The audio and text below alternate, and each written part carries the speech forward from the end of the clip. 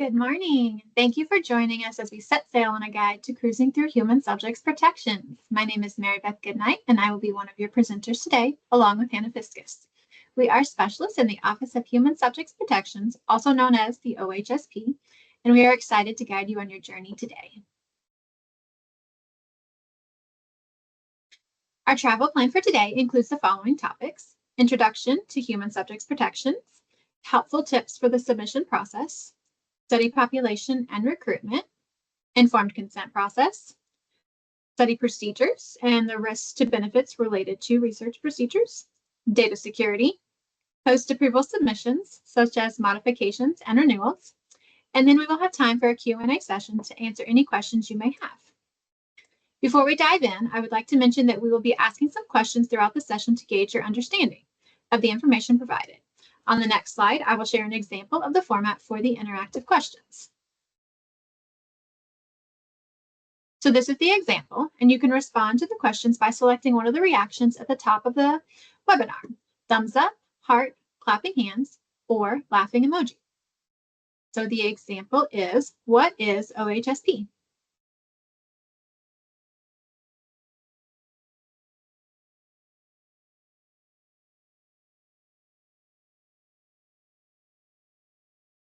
Correct, that is. So the OHSP stands for the Office of Human Subjects Protections.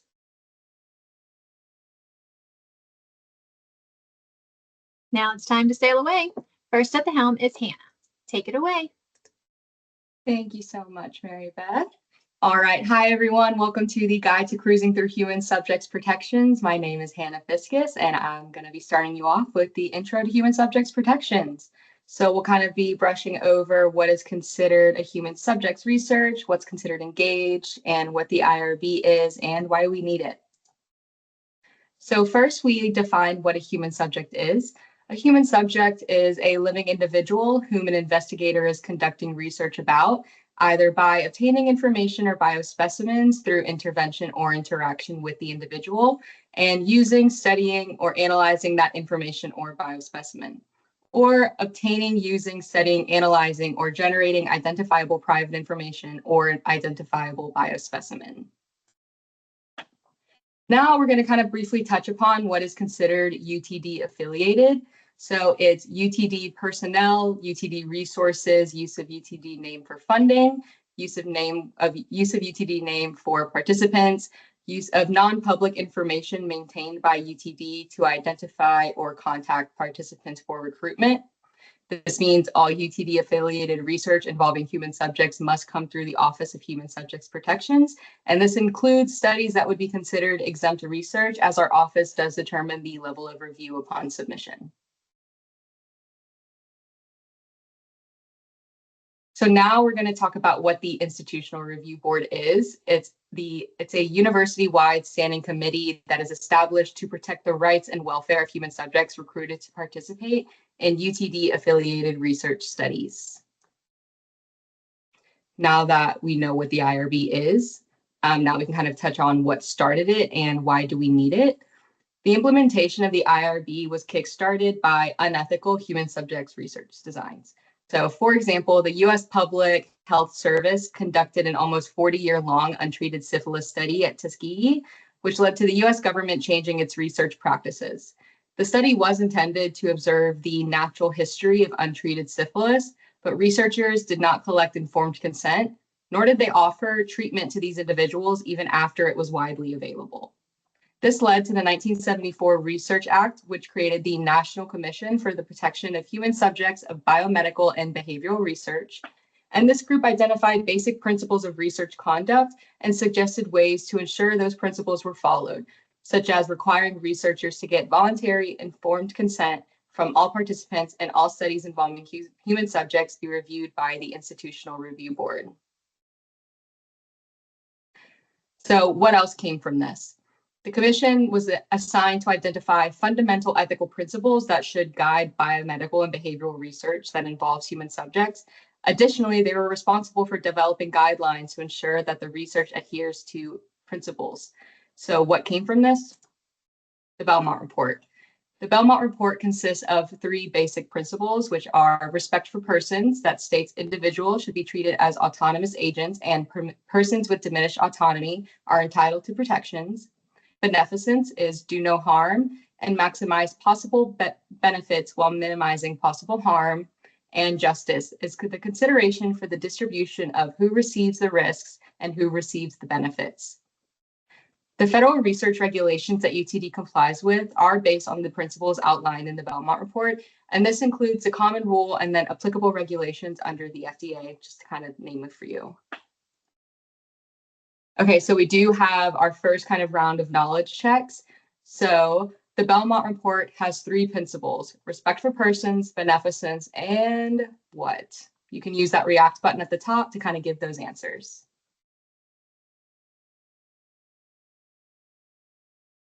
All right, I see them coming in.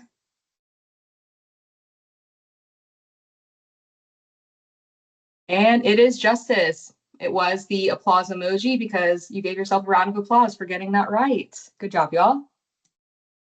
So when should a research study be submitted to the UTD Office of Human Subjects Protections? When the investigators are interacting with human subjects for data collection purposes, when the investigators are analyzing existing data that was collected from human subjects, or when the investigators are analyzing biospecimen that were collected from human subjects, or all of the above. You can go ahead and use the react at the top.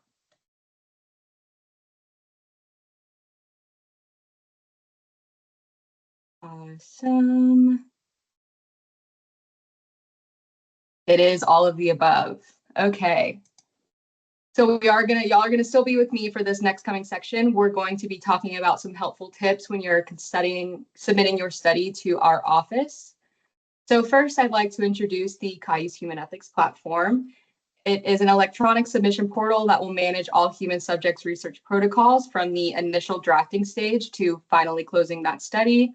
This platform will guide you through the application process by customizing the information required based on specific responses from questions you've already answered. This ensures that the questions you're spending your time answering are actually applicable to your study and that research design. The application does not have to also be completed in one sitting. You can kind of find a stopping point, hit save, and then come back later to complete the rest of it. And then just kind of as a quick update, we did just launch a new version of our initial study template. So whenever you do go on there, things might look a little bit different, but we are very, very excited about it. All right, so the first step to starting your study submission is requesting access to the Cayuse platform. You can kind of do this either for yourself or for your entire lab, just depending on how you'd like to complete it. It's a pretty simple form. It only asks for first name, last name, and then once it's submitted, you should be given access within 1 to 3 business days. Once you've been given this access, you're able to log on to the Cayuse dashboard and kind of poke around and see how everything works. But if you do end up finding that you need additional guidance on how to navigate Cayuse or you're not sure exactly where to start, we do have a link on the OHSP website that can take you to the Atlas Service Portal, where we do have a variety of helpful resources listed. So for example, I kind of just wanted to show you all an example of what we kind of have on that website. We have creating a new study in Cayuse is the document I chose. So it'll just show you a step-by-step process on how you can start a new study in Cayuse with pictures and steps. But if you ever feel like you're kind of still confused on what to do or if something might not be working right, you can always send us an email at hsp@utdallas.edu and we would be more than happy to help you figure everything out. Okay, so next we have the materials that will need to be attached to your submission as applicable to your study and its design. These will be discussed in kind of further detail throughout the presentation as well. So recruitment materials such as advertisements, flyers, face-to-face and email scripts, these should all be attached to the submission and they should be approved by the IRB before you start to use them. The consent form should also be written in plain English. We usually say 6th to 8th grade reading level, and it should avoid the use of jargon, undefined abbreviations, and citations. Debriefing documents, should your study include deception and incomplete disclosure, should also be attached. And any data collection instruments such as surveys, questionnaires, interview questions, scales, measurements, these should all be included on the submission as well. I also recommend checking out our investigator manual as it's kind of a one-stop shop for the OHSP and IRB needs. So next we have the required IRB trainings that will need to be completed for all human subjects research submissions. So all human individuals conducting human subjects research will need to complete this HSP training through CITI before the Office of Human Subjects Protections will approve the research. If you have completed this training at a different institution, you can affiliate your CITI account with UTD, and it should transfer all applicable completed modules to the UTD CITI course. That way, if needed, there are only a few extra modules that you would need to complete. There are two different types of HSP certificates that we offer through CITI. First, it's the social and behavioral, which is kind of the more commonly completed certificate as it's the most appropriate for the research conducted at UTD. Or we have the HSP biomedical that if your study involves any biomedical procedures, you can complete this one. It is up to the discretion of the principal investigator on which certificate they would like the study personnel to complete, but we would just like to see that everyone who is listed has completed this training. Previously, researchers were able to complete the HSP training through e-learning, but that's kind of no longer an option anymore. If you had completed it before February 28th, 2022, then it's accepted for a period of 3 years. But at the time of this training, all e-learning certificates will expire February 28th, 2025. So if you're still kind of using that e-learning certificate, following that date, you'll have to complete the new training via CITI.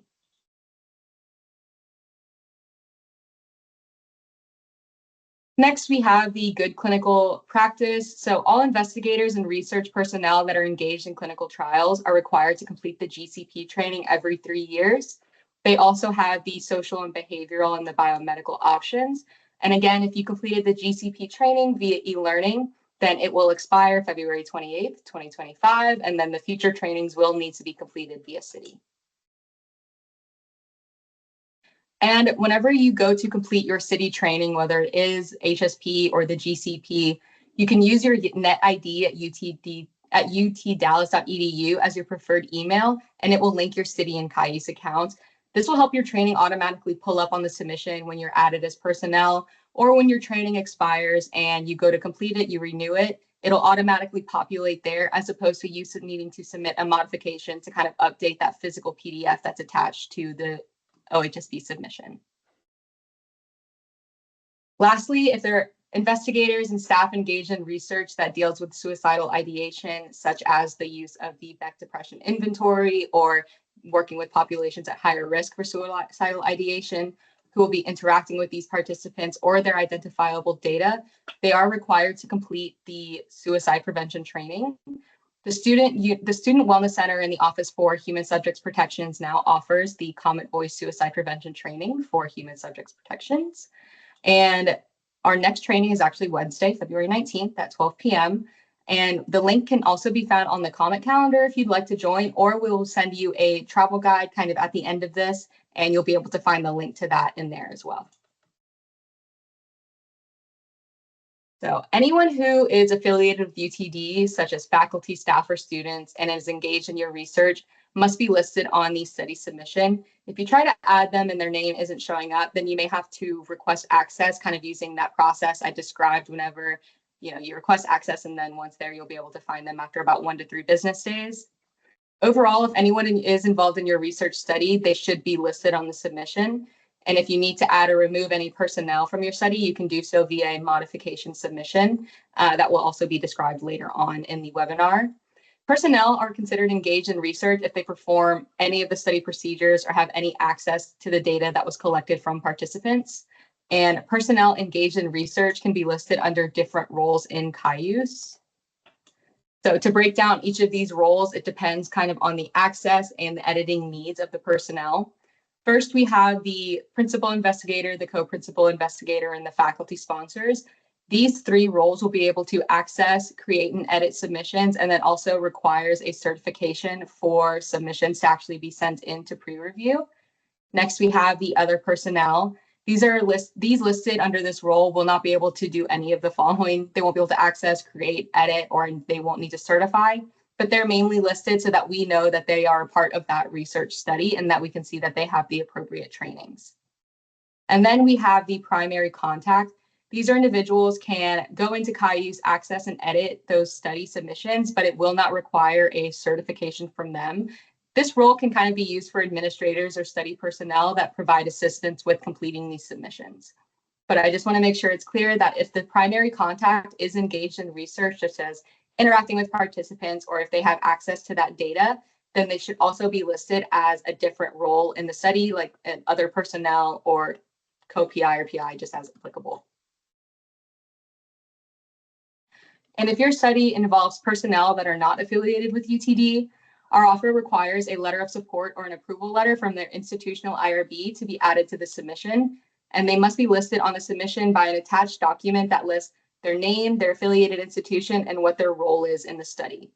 If your study involves an unaffiliated location, such as schools, hospitals, community agency, or anything like that, then additional documentation will be needed to confirm that that location is aware of the study procedures and they approve of being a study site.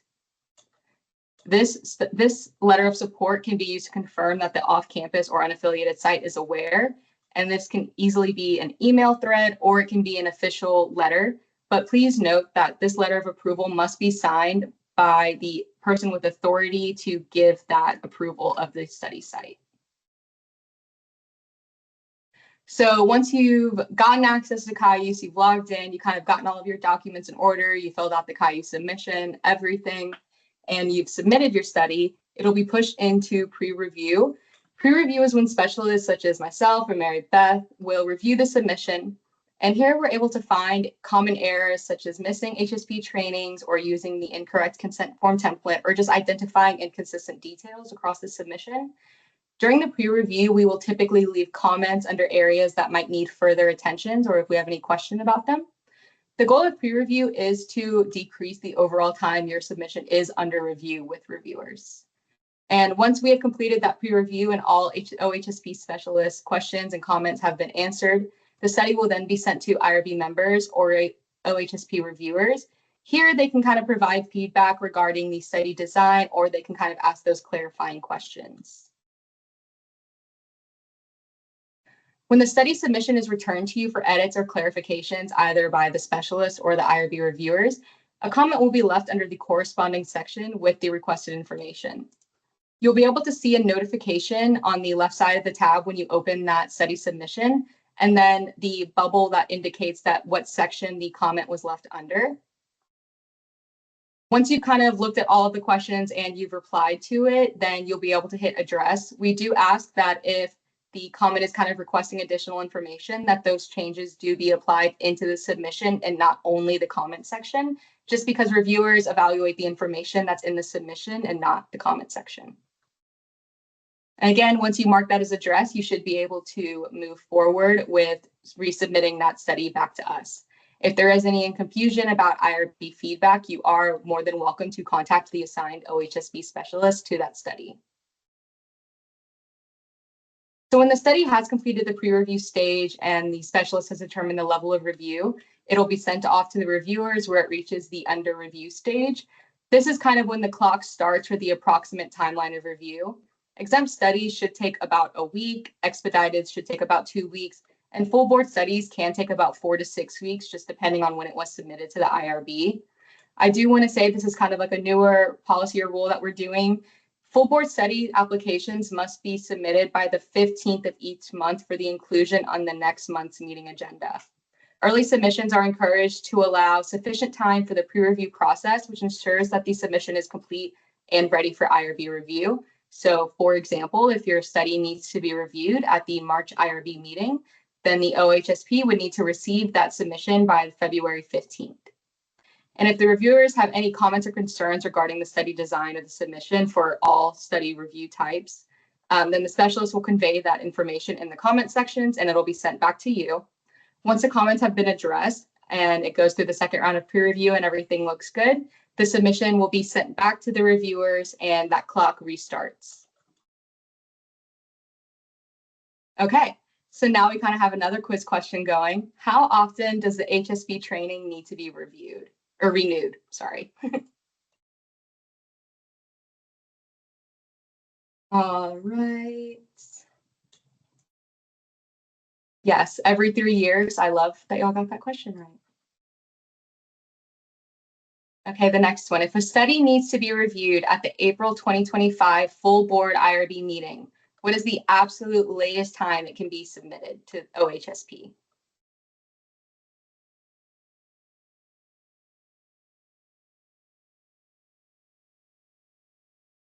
Yes, it should be submitted at the latest by the March 15th deadline date. Okay, who is required to complete UTD suicide prevention training when engaged in research that deals with suicidal ideation?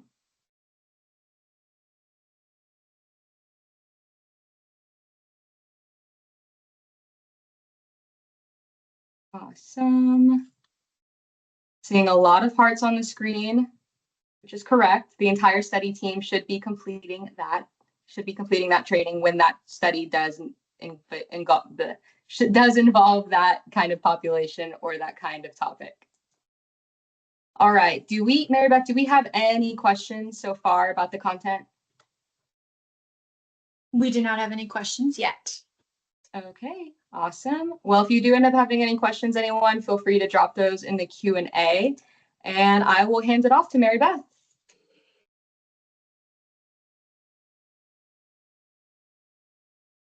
All right, hello everyone.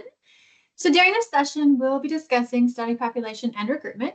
The type of population that will be included in a research study can sometimes determine the most appropriate method of recruitment.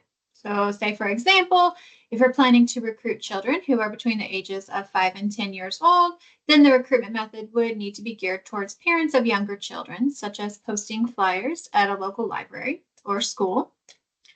The recruitment methods that will be utilized can also have an impact on the participants that will be included in the study.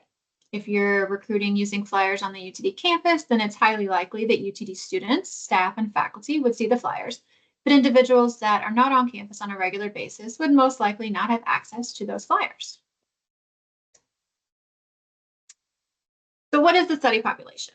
It's a group of individuals who may be eligible for a research study based on the inclusion and exclusion criteria that would allow potential participants to be enrolled in the study or excluded from participation. A few examples of criteria that could be used for inclusion and exclusion are age, education level, ethnicity, or geographic location. This criteria should be clearly outlined in the application and study materials, such as consent form, and there should be a justification regarding why individuals may be excluded from participation. So, for example, if an investigator wants to include only UTD students as participants, the application should include a justification indicating why non-UTD students would be excluded. What is it about the UTD student population that makes these individuals a good fit for your study, while other individuals, such as non-UTD students, would not be a good fit? Specific populations, such as UTD students, should not be targeted due to availability or convenience. The fact that UTD students are easily accessible on campus is not a justification for inclusion. So let's talk a little about vulnerable populations. The regulations require certain populations be given additional protections and special consideration when recruited for research studies. The regulations do not provide an exhaustive list of vulnerable populations, but the vulnerability is based on factors such as the ability to consent, the potential for undue influence or coercion, and the risks and benefits of the study.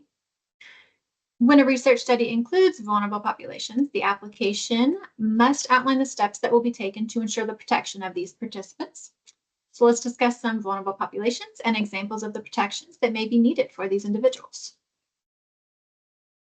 Minors are probably one of the most familiar groups of vulnerable participants. An individual in the U.S. is considered a minor if they are 17 years or younger. Minor participants should provide assent to participate in a research study, but parental consent should also be obtained from their parent or legal guardian. The consent and assent process will be discussed in detail in the next session. Individuals who are 65 years or older may require additional protections depending on the type of research being conducted. An example would be research involving physical exercise, such as walking or running on a treadmill. Ensuring that handrails are available and limiting the speed of the treadmill are ways to mitigate potential risks, such as physical injury, for all participants, but especially for those who are 65 years or older. The application should also indicate if pregnant persons will be targeted for inclusion. If an investigator wants to look at the effects of diet on pregnancy, then the inclusion of pregnant persons would be needed. But if they're not being targeted for inclusion, they should not be excluded from participation unless there is a valid reason for the exclusion. If your research involves a survey asking about political beliefs, then excluding pregnant persons would be unnecessary as the pregnancy doesn't have an effect on that topic. It's important to consider if you are specifically looking at the pregnancy, as this should help determine if the vulnerability would be targeted for inclusion in your vulnerable population would be targeted for inclusion in your study. Prisoners are definitely considered a vulnerable population because they are in a restrictive institutional environment that provides little opportunity for making choices, earning money, communicating with others, or obtaining medical care. Because their autonomy is limited, prisoners may only participate in certain categories of research, and special protections are needed to ensure that their consent to participate is completely voluntary. If you plan to conduct research with prisoners, we recommend contacting our office before you submit the application so we can discuss the additional protections that would be needed. Persons with disabilities should have the opportunity to participate in research studies unless there's a scientific justification regarding why these individuals would not be a good fit for a specific research study. The disabilities could be cognitive, emotional, physical, and/or sensory. A few examples include developmental delays, post-traumatic stress disorder, PTSD, visual or hearing difficulties, and autism spectrum disorder. The precautions to be taken can vary based on the type of disability and the specific procedures being conducted, and these should be considered prior to submission to the OHSP. One example could be ensuring that the text on the electronic consent form can be enlarged for individuals with visual difficulties. An individual with hearing difficulties could benefit if the researcher limits the distractions in the area to avoid unnecessary noise or provide headphones if they're being asked to listen to like an audio recording on a computer. It's also important to consider the terms that are being used when referring to these individuals. The UTD Accessibility Resource Center has guidance on their website to ensure that positive language is used when discussing individuals with disabilities. If potential participants do not speak English, there are a number of considerations to ensure the protection of these participants, including translating study materials into their language and considering potential cultural differences that could affect these participants. The translated materials should match the English version submitted with the application, but if variation is needed, such as when there might not be a word that is the same as the English version, there might not be an equivalent version of it, then this should be outlined in the application to explain the differences. The IRB considers UTD students and employees to be a vulnerable population as they may feel some pressure to participate in research studies. This is particularly true when UTD faculty and staff are engaged in the research activities. Students and employees should always be informed that their decision to participate in a research study is voluntary, it's completely voluntary, and that their grades, education, and/or employment status will not be affected in any way. So if you plan to include any vulnerable populations in your study, the application should indicate why it is necessary to include this specific population, as well as the special arrangements, if any, that will be made to ensure the protection of these participants. Before we dive into recruitment, I'd like to briefly mention coercion and undue influence. All research procedures should be conducted without coercion or undue influence to ensure that participants can choose to voluntarily participate in the research.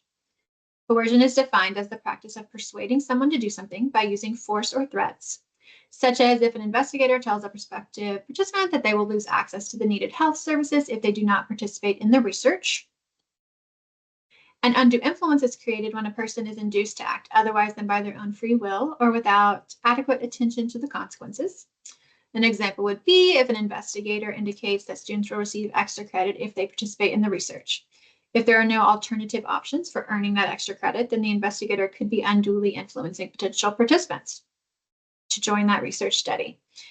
If other comparable non-research alternatives for earning extra credit are available, then the possibility of undue influence is minimized because they're not requiring them to participate in research in order to get that extra credit. There is an alternative option for that. So let's say that a researcher is conducting a research study and wants to recruit their students. So if they are the professor, then they have authority over the students as they determine the grades. And the students could feel compelled to participate for fear of receiving a bad grade. There are many ways to reduce or eliminate the potential risks, including asking another member of the study team to conduct recruitment while the professor is out of the room, and ensuring that the study materials, such as the recruitment flyer and consent form, clearly outline that participation is voluntary and has no impact on their grades or education at UTD. Collecting data anonymously also ensures that the professor cannot determine which students choose to participate in the study, and the professor could choose not to access any of the data until the grades have been finalized to reduce potential concerns. So recruitment is the process of providing information to potential participants to inform them about a research study, and the recruitment methods must allow a potential participant to voluntarily participate in that recruitment process. The application must include a detailed plan for how participants will be identified and recruited. Let's talk a little about the recruitment process in general.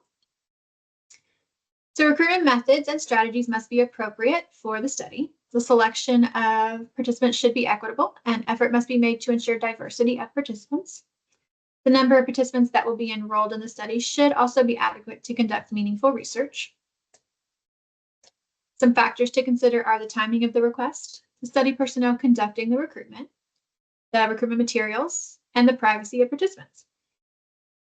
The study should be introduced to potential participants in a way that provides them with ample time to consider whether or not they want to enroll in a study without undue pressure.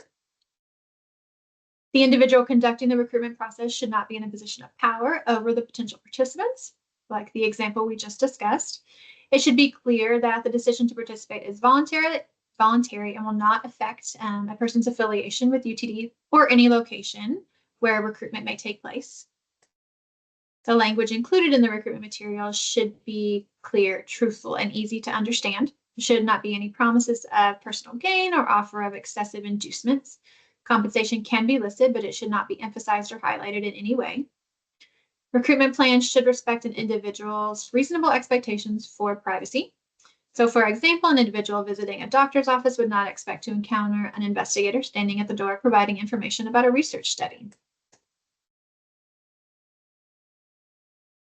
So now let's talk about some common recruitment methods.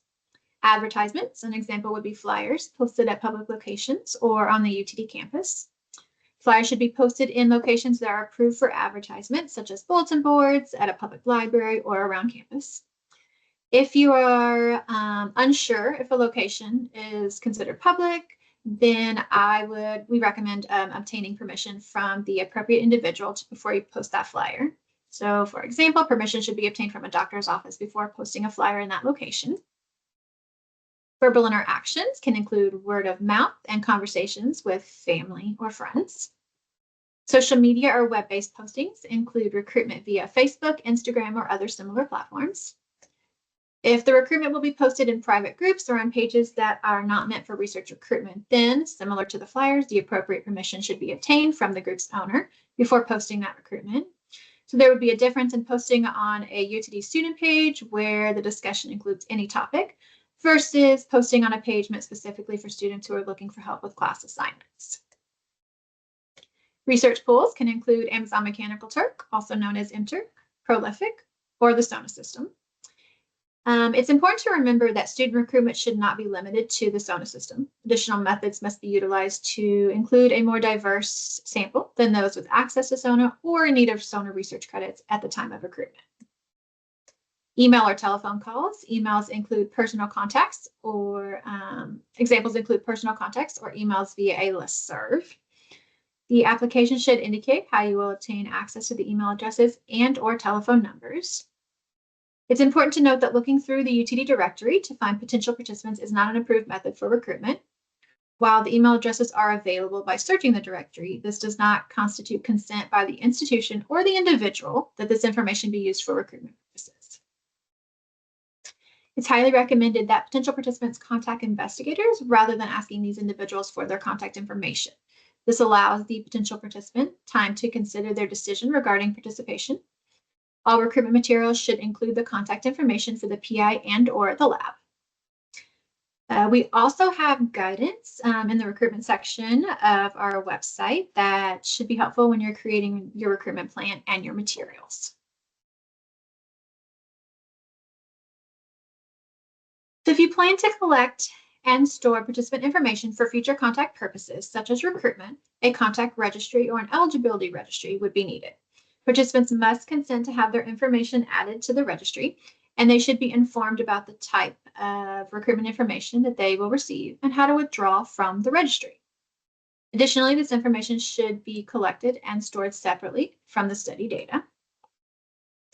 A contact registry would be appropriate if you plan to collect the participant's name and contact information, such as a phone number or email address, to invite them to participate in future studies offered by your lab. This process would need to be outlined as a recruitment method in each IRB application. An eligibility registry would be applicable if you plan to collect participant information such as name, contact information, and additional data like demographics, health, and/or screening information to utilize this data as a recruitment method for future studies. The eligibility registry would need to be submitted to the OHSP as a new initial application, as this additional information would be used to determine eligibility for future recruitment and included in the evaluation of study outcomes. IRB review is required for maintaining an eligibility registry due to the collection of preliminary data from individuals who have agreed to join a subject pool. So all recruitment materials must be submitted for review and approval prior to conducting the recruitment process.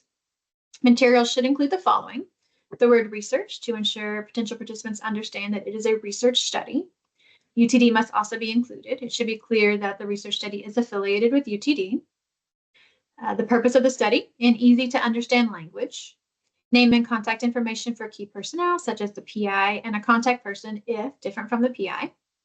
Contact information can be a phone number or email address, but email communication must take place via UTD email addresses.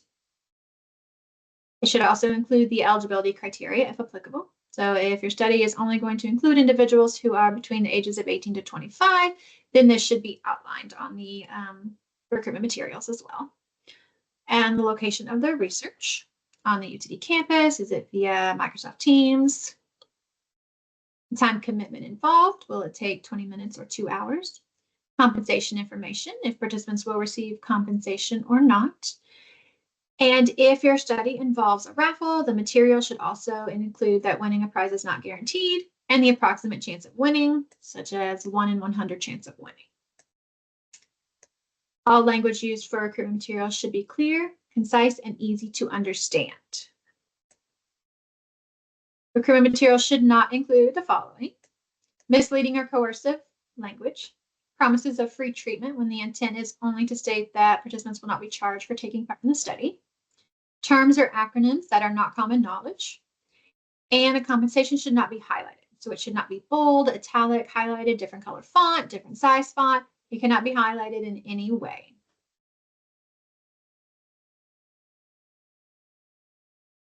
So compensation for participation in a research study should be appropriate for the procedures and duration of participation, but please note that compensation is not a requirement for research studies, and not all studies provide compensation. Galaxy pay cards are the institution's recommended form of monetary compensation for research studies. This is a prepaid card that can be used as a debit or credit card, also known as CLIN card.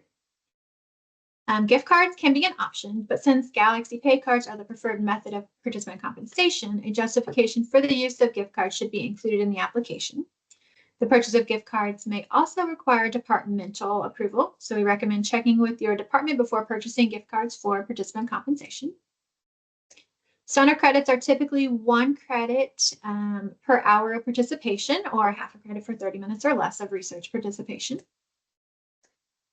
In order for the IRB to consider approving the use of a raffle, the following must be considered.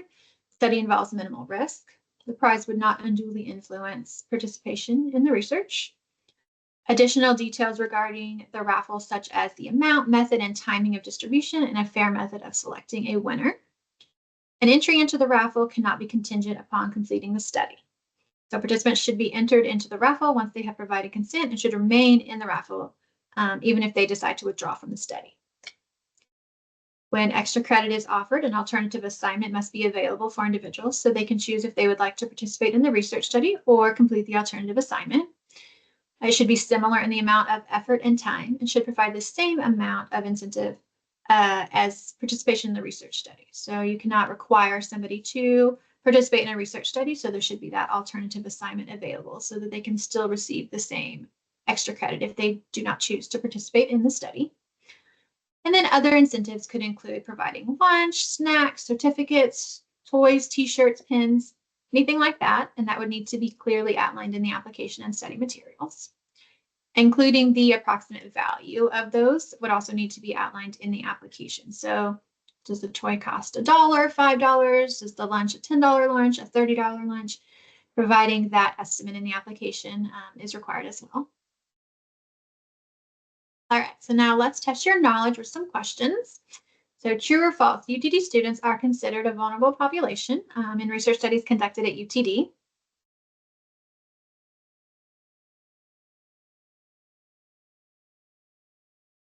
The correct answer is true. They are considered a vulnerable population as they may feel some pressure to participate in those studies, as we discussed a little bit ago.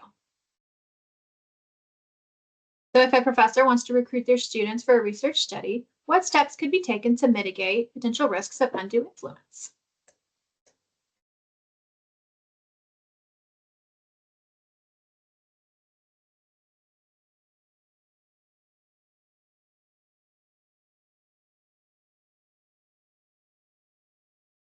So I did see some of the laughing emoji, and that is the correct answer. So there are many ways to eliminate the potential risks, including asking another member of the study team to conduct recruitment while the professor is out of the room, ensuring the study materials clearly outline that participation is voluntary and has no impact on grades or education at UTD. Collecting data anonymously also ensures that the professor does not know which students chose to participate in the study.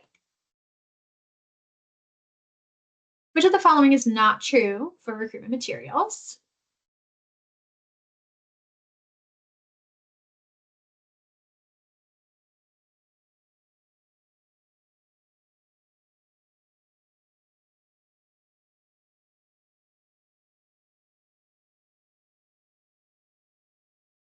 Correct. So I see some of the laughing emojis again. So the correct answer is that the recruitment materials should not highlight compensation. They should include whether participants will receive compensation or not, and the information can be included on there, whether you're receiving a gift card or Galaxy Pay, but it should not be highlighted, bold, italic, underline, large font, anything like that. Which of the following is true?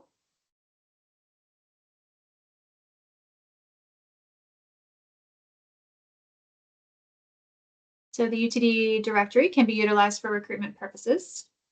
Participants can be excluded for any reason without a scientific justification. Potential participants should be provided with contact information to contact the lab if they are interested in participating in a study, or participation in a research study can be required to earn extra credit.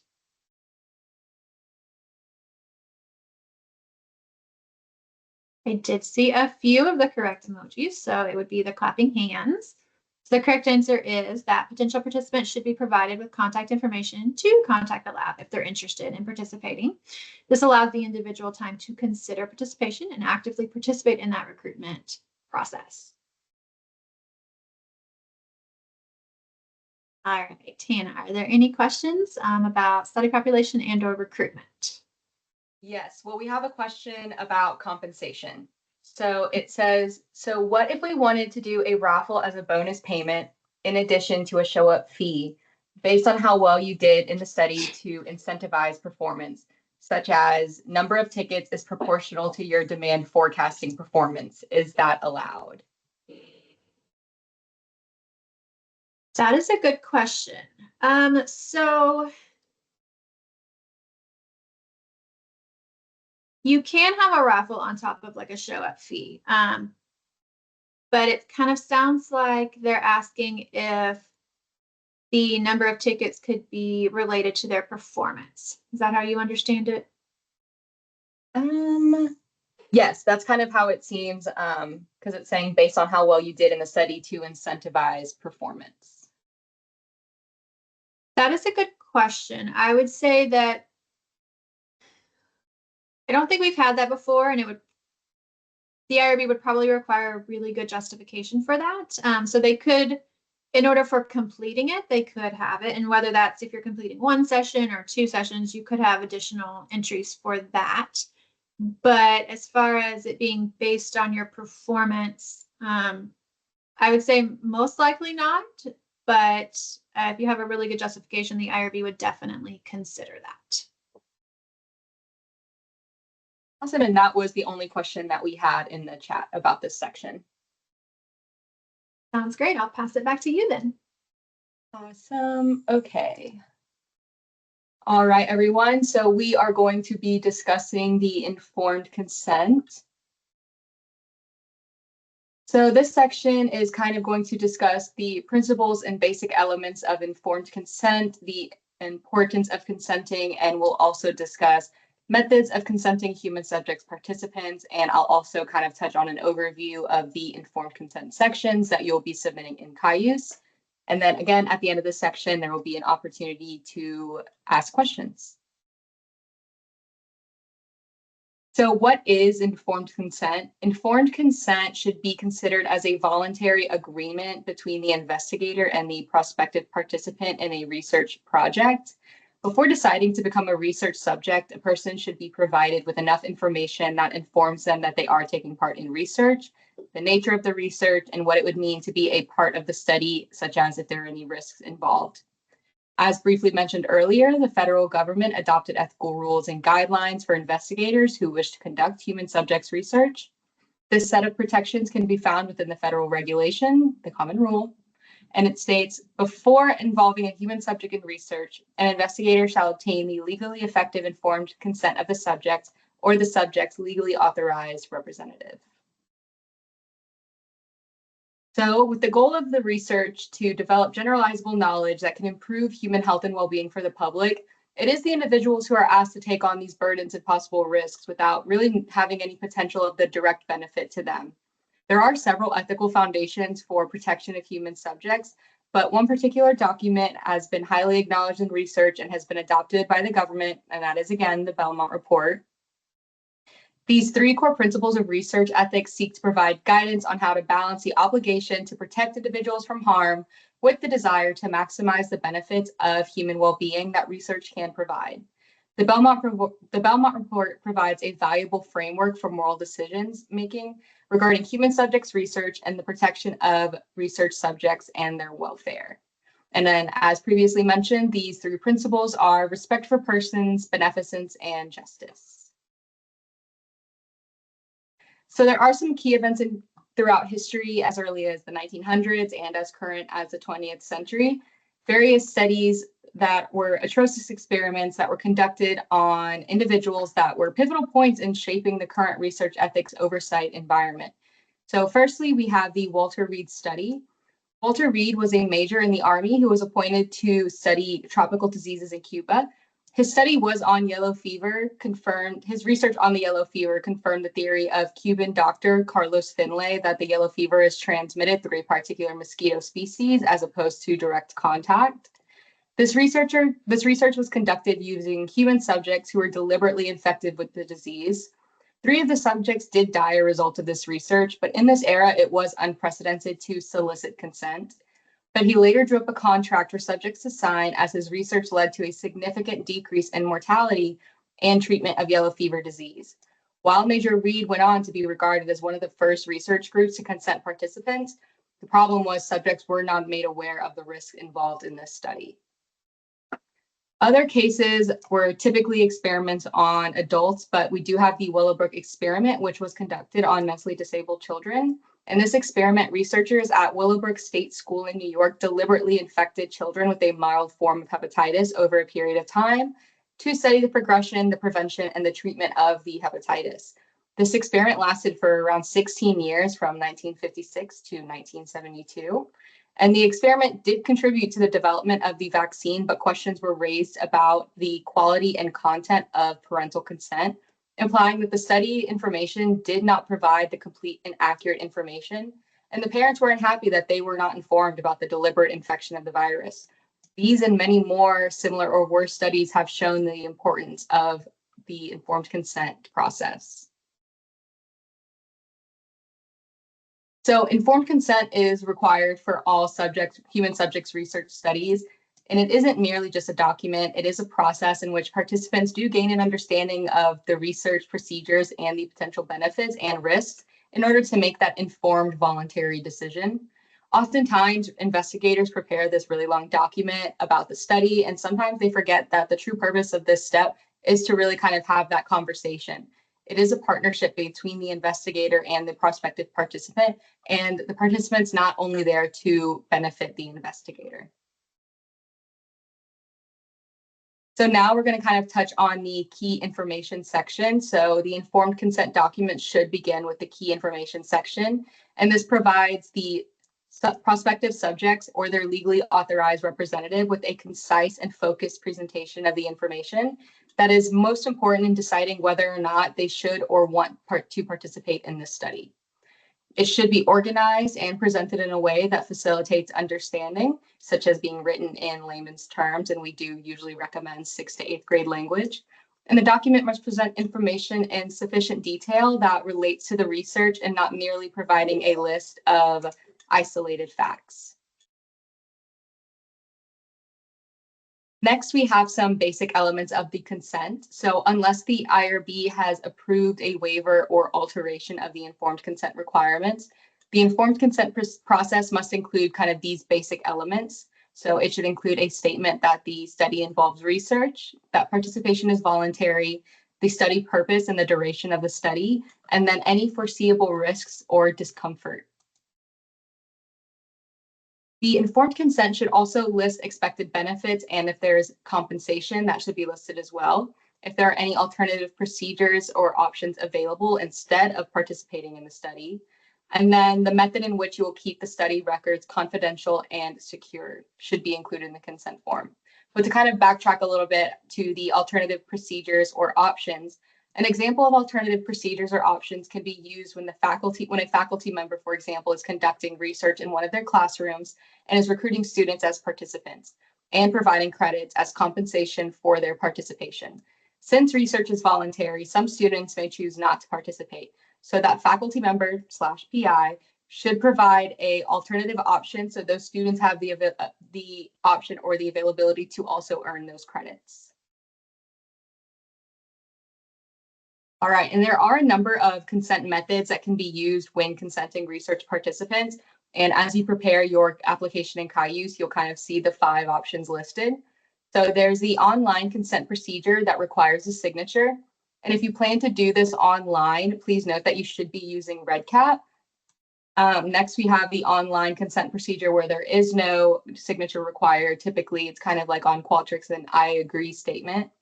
A written consent form signed by the participant, and then a consent information sheet with an oral presentation, or a request of waiver of signed written consent. This is not applicable for less than minimal risk studies. So there are situations in which the IRB may waive the requirements for signed written consent should the research study include risky questions such as marijuana or drug use, a crime history, or anything of that kind of nature. Then the only record linking the subject and the participation in the research is the consent document.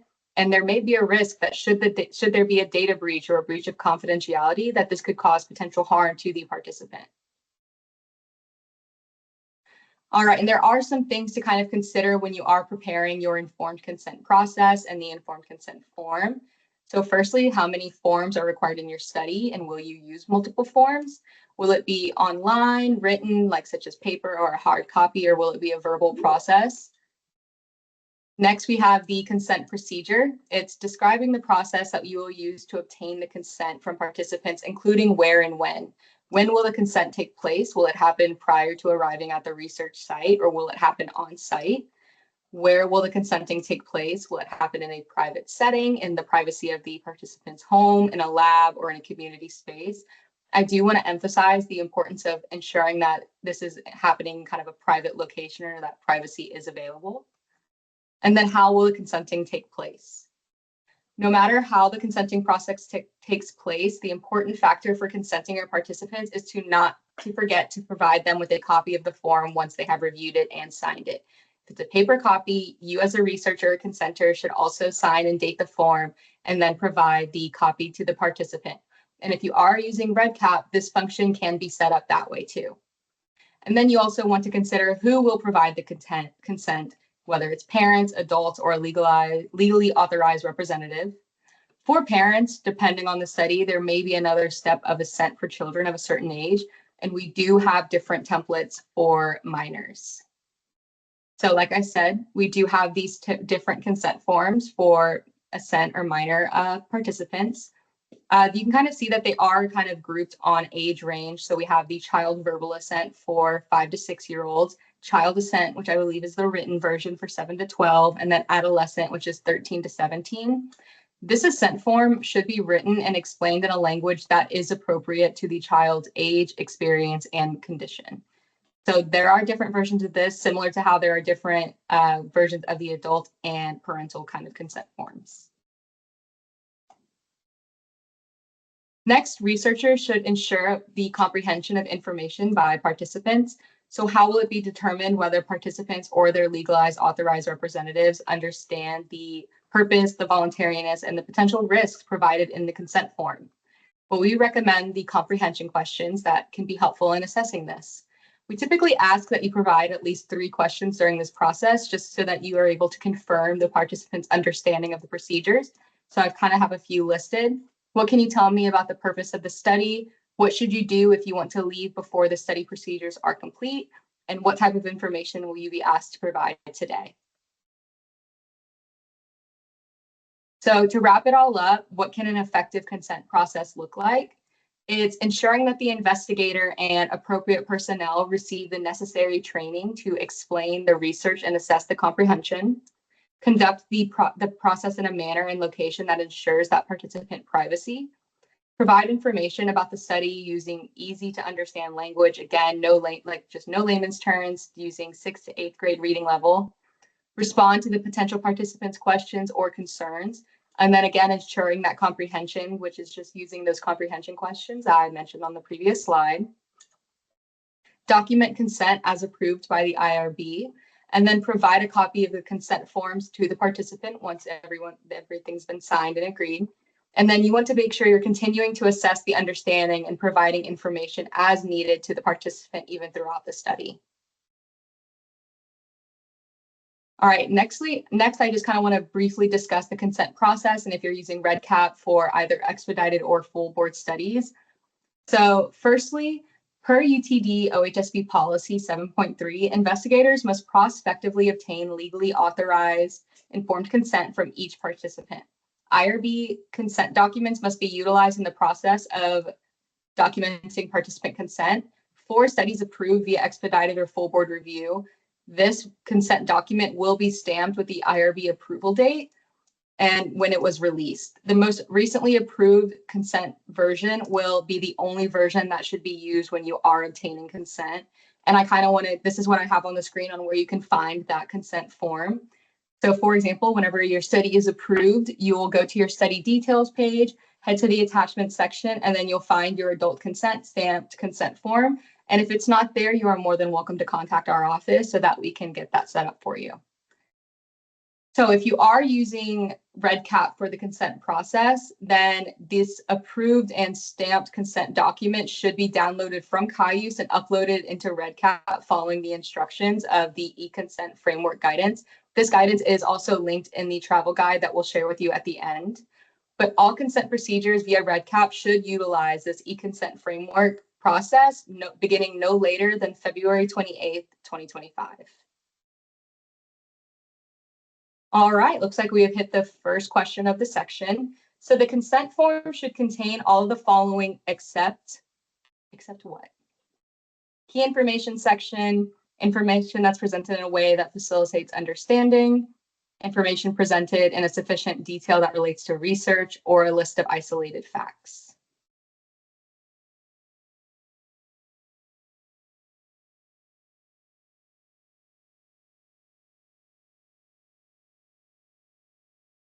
Awesome. Okay. So I do see some of the, I think that's a laughing face almost. I do see those, and that's correct. So we do not want the consent form to have a list of just isolated facts. We want to actually make sure that the consent form is providing information about the study in a way that they can understand if there's any risk involved, such as outlined in the key information section.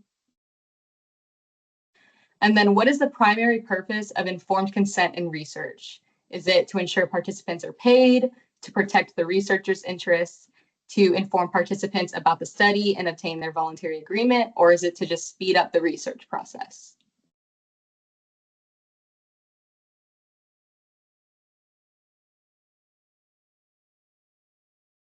Okay, I'm starting to see some answers being thrown on the board.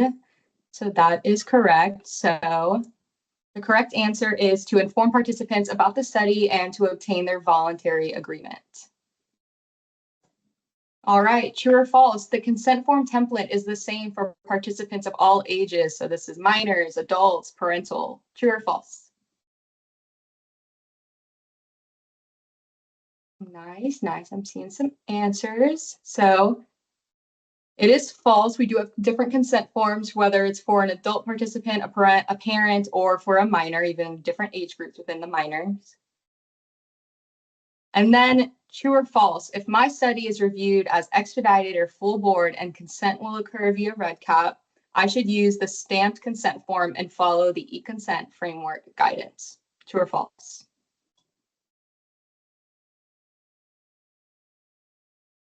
Yes, so many thumbs up.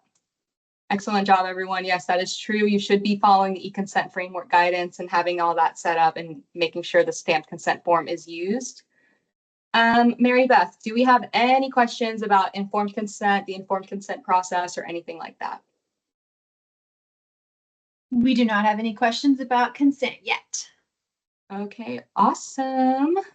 All right, y'all. So we have hit our break time. So this is going to be about a 10-minute break, and we are at a kind of a weird time. So it looks like 11:12 is going to be the time that we will see everyone back here. So yeah, feel free to grab a snack, grab a water, and we will see you in just a sec.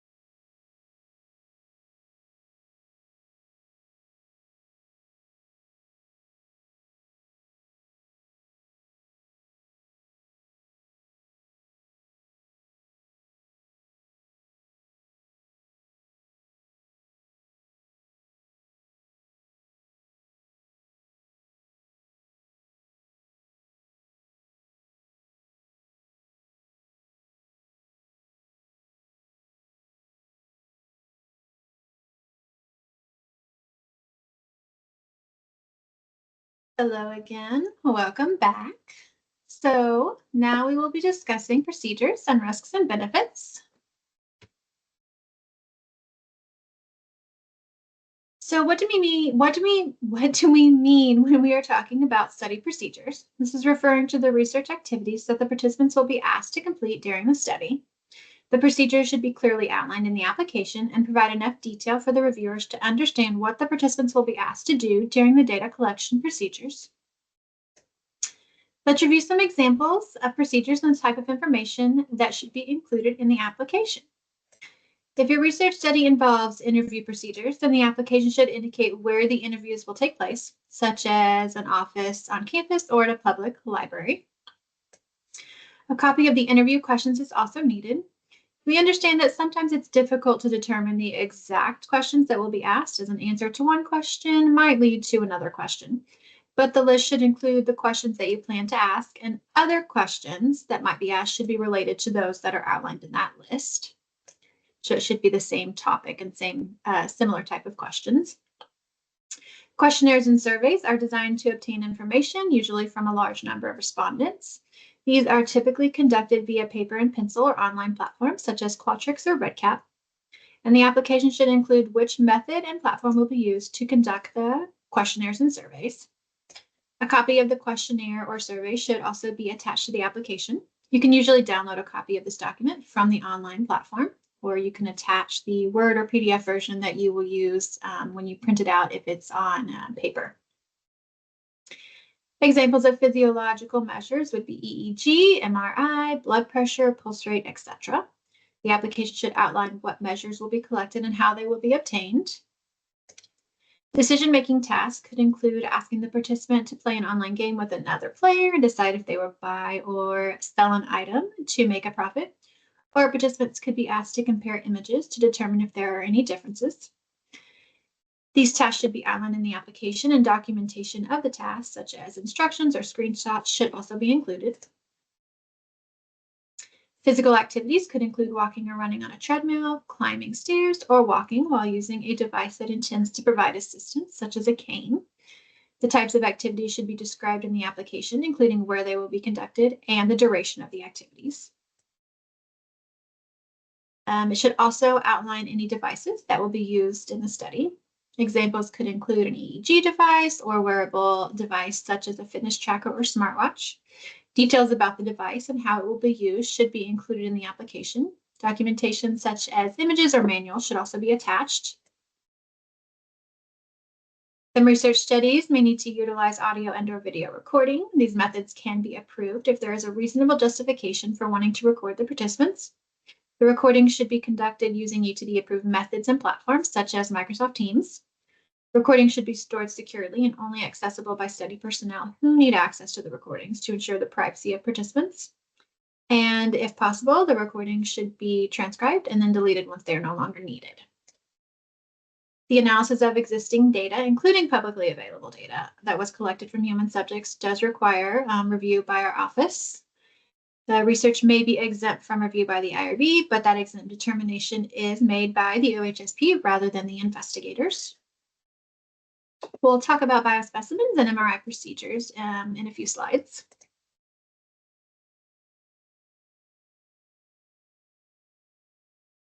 So if the interviews, questionnaires, surveys, or any procedures involve sensitive topics, then participants should be informed of this and provided with resources in the consent form. Some examples of sensitive topics include anxiety, depression, suicide ideation, drug or alcohol use, sexual orientation, discrimination, criminal behavior, and so on. It's important to be mindful of the potential for these topics to be upsetting to participants, even if they would not be personally upsetting to you. The consent form should include the appropriate resources based on the topic of the research, but some examples include the Suicide and Crisis Lifeline, as well as the UTD Crisis Hotline if your research involves UTD students. The Student Counseling Center also has numerous resources on their website for a variety of topics that could be useful if they're applicable for your study. If the research involves suicidal ideation questions or a population at a higher risk for suicidal ideation, all study personnel that will be interacting with participants and or analyzing their identifiable data must complete the suicide prevention training mentioned in an earlier session. This training is provided by the Student Wellness Center. The application must also include a copy of the suicidal ideation response plan that outlines the steps that will be taken if a participant indicates potential suicidal ideation.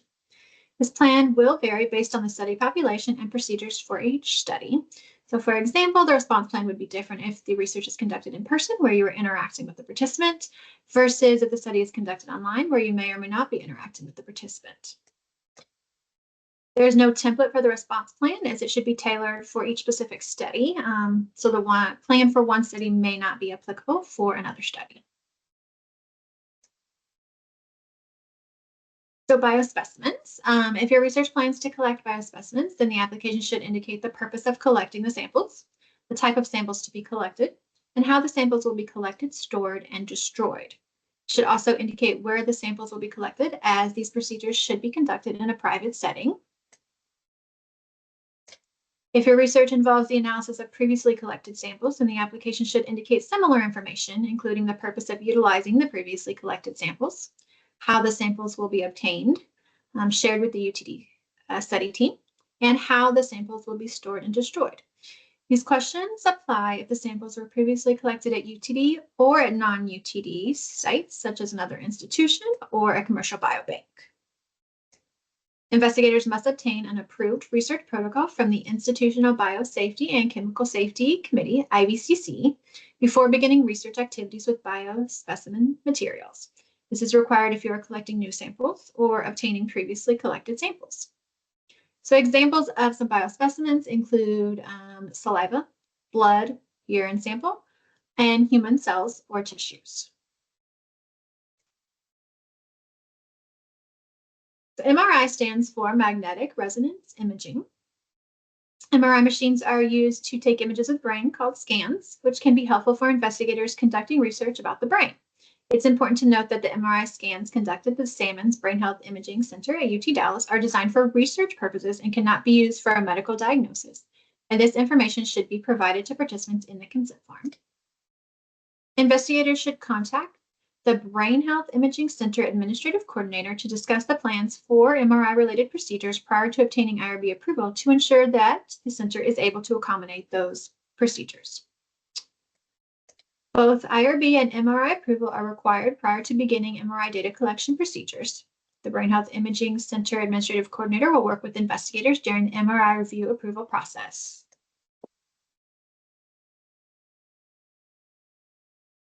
So now we'll talk a little bit more about the collaboration with non-UTD sites and personnel. This was mentioned in an earlier session, but this will kind of provide you with a little more information about what is needed in the application. So if the research involves a collaboration, we need to know if the activities will be conducted at non-UTD sites and/or if the activities will be conducted by non-UTD personnel. Research activities here are referring to recruitment, consent, data collection, and data analysis, really any part of the study. If so, this information should be outlined in the application and should include the names of the non-UTD sites and non-UTD personnel, including their role on the study. Description of the research activities that will take place at the non-UTD site and/or by non-UTD personnel. So will they be involved in recruitment, consent? Is it on the UTD campus? Is it at their institution? Will they only be involved in data analysis? And then documentation from their IRB office or equivalent is needed. This documentation could be a copy of their IRB approval letter or a letter of support, such as email correspondence, confirming that they are not required to obtain IRB approval to conduct the research. Some institutions do not require review and approval for the analysis of de-identified data. So if that's the case, we would just need a copy of either their determination letter, their letter of support, or email correspondence from the appropriate individual in their IRB office. Single IRB is when one institution serves as the reviewing IRB, also known as the IRB of record, and the other institutions, referred to as relying institutions, rely on the reviewing IRB's review and approval for a research study. This only applies for institutions within the US. So when multiple institutions, including UTD, are engaged in human subjects research, it's important that the OHSP understands the roles and responsibilities of each site so that we can provide administrative support to investigators and simplify the IRB reliant submission process. If we do not have all the needed information, then it's hard for us to provide guidance because a lot of times it is on a case-by-case basis. In order to assist with this process, the IRB Reliance Determination Form is available on our website that will help our office determine if the single IRB process should be implemented for a multi-site research study. This form should be completed by the UTD-PI or appropriate study personnel prior to submission via Cayuse. The form will ask questions about the purpose of the study, if it's funded, especially federally funding, institutions, population, and procedures. Single IRB review process applies when research is processed as expedited review or full board review. So we are unable to enter into a reliance agreement for single IRB if the study is approved as exempt or limited review. That applies whether we are relying or serving as the reviewing IRB. If it's exempt or limited here or there, we will not enter into that reliance agreement. It's also important to note that all institutions must agree to participate in the single IRB review process. So it should be discussed with the institutions during that, early study design stage to ensure that everybody is on board with the same process. The documentation required for studies that enter into single IRB can vary, but typically includes some local context information as applicable and a reliance agreement between the institutions. If your study qualifies or may qualify as a clinical trial, we recommend that you contact Krupa Gagda in the OHSP Clinical Trials Office using the contact information on this slide for additional information and guidance. Whether you know it's a clinical trial or if you're unsure or if you just have questions about it in general, feel free to reach out. She'll be happy to provide assistance. So let's talk a little about deception. So deception occurs when one or more elements of the research study is intentionally misrepresented or disguised by providing participants with misleading or false information. So for example, an investigator wants to induce stress, so they tell participants that they are being video recorded while acting out social situations with another participant, and the recording will be observed and rated at a later time. The sessions are not actually being recorded.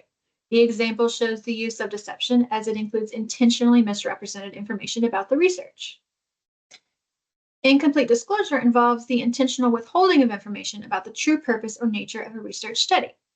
An investigator might tell participants that they will complete a survey, but they are not told that the true purpose of the study is to assess how cell phone usage affects an individual's concentration and task performance. This example uses incomplete disclosure, as the information that the investigator provides to participants is true, but it doesn't include all of the information necessary for a participant to make an informed decision about participation. Use of deception and incomplete disclosure generally goes against a basic principle of human subjects research to treat individuals as autonomous agents by disclosing complete and truthful information about a study. However, the IRB recognizes that it can be a useful tool, especially in social and behavioral research. When is deception or incomplete disclosure acceptable? So in some instances, being told the true nature of the study can cause participants to change how they would normally respond, challenging the scientific validity of the study. Deception is acceptable when revealing the true nature of the study will influence participants and bias their responses. Deception cannot be utilized. Deception or incomplete disclosure cannot be utilized in research if non-deceptive alternatives are available.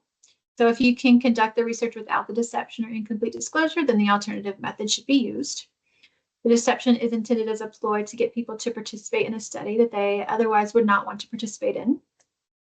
Withholding information about risks, or if it introduces unnecessary risk to participants and there's no plan to mitigate those risks. So if any of those are there, then the deception or incomplete disclosure would not be approved. The 2018 Common Rule allows for the use of deception in studies that are determined to be exempt, also known as minimal review, by the OHSP, but the participants must prospectively agree to the use of deception, meaning that this information must be included in the consent form. You don't have to specify, of course, the information you're withholding, but it would need to indicate that they're not being provided with all of the information. If you plan to conduct a study involving deception or incomplete disclosure, we do have a sample debriefing form on our website that should be helpful. So as mentioned in the previous session, the informed consent form is intended to provide the prospective participant with all the necessary information about a study so they can determine whether or not they want to participate in the study. When deception or incomplete disclosure is used, the participant is not able to consider all elements of the study and prospectively provide fully informed consent. Therefore, the investigators must follow 2 steps to preserve the autonomy of research participants. The first step is to acknowledge the deception, including a statement in the consent form to inform participants that the study involves deception or incomplete disclosure allows them to determine whether or not they are comfortable enrolling in the study on those terms. So sample consent form language for deception or incomplete disclosure. An example is, for scientific reasons, this consent form does not include complete information about the study hypotheses and the research questions being tested. You'll be fully debriefed following your participation in the research. The second step is to debrief participants. Debriefing is the process of informing participants all the information related to the study that was previously undisclosed or withheld following completion of their participation in the study. This includes information regarding why deception or incomplete disclosure is needed. So it should explain what information was withheld and also why. These sessions can mitigate any harm of deception or incomplete disclosure by explaining the scientific need to use the technique. Participants should be given a simple, clear, and informative explanation and should have the opportunity to ask questions. Depending on the study, the IRB may require investigators to obtain participants' signatures on the debriefing form and also have the option to exclude their data from analysis. Since participants were not provided with this information in the consent form, they have a right to withdraw their data once they have been fully informed about the research study. We're going to move on to risks and benefits. So risk is defined as the probability of harm, injury, or loss occurring as a result of participation in a research study. Both the probability and magnitude of possible harm may vary from minimal to significant. Risks to subjects are minimized by using procedures which are consistent with sound research design and which do not unnecessarily expose participants to risk. Risk to participants should be reasonable in relation to anticipated benefits to participants, if any, and the importance of knowledge that may reasonably be expected to result from the research. So here are some different types of risks. Physical harm. So research may involve exposure to minor pain or discomfort. Research designed to evaluate new procedures or medical devices may present more than minimal risk to subjects and could potentially cause serious injuries. An example of physical harm could include falling while participating in a research study that involves running on a treadmill. Psychological harm. Undesired changes in thought processes and emotions, such as depression, feelings of stress, guilt, and loss of self-esteem. These risks may arise from the utilization of behavioral techniques or surveys, interview procedures, a collection of sensitive information, or the emotional stress of study participation in general. Completing a survey asking about your anxiety while taking exams could increase your awareness of that anxiety, especially if you have an exam in the near future. Social harm, invasions of privacy, and breaches of confidentiality may result in embarrassment. Some social and behavioral research may yield information about individuals that could label or stigmatize the subjects. An example would be if the data was made public, indicating that you have used drugs in the past, and this could be potentially harmful for your current relationships. Economic harm, loss of employment, financial standing, and diminished employability are types of risks that could affect one's current or future financial situation.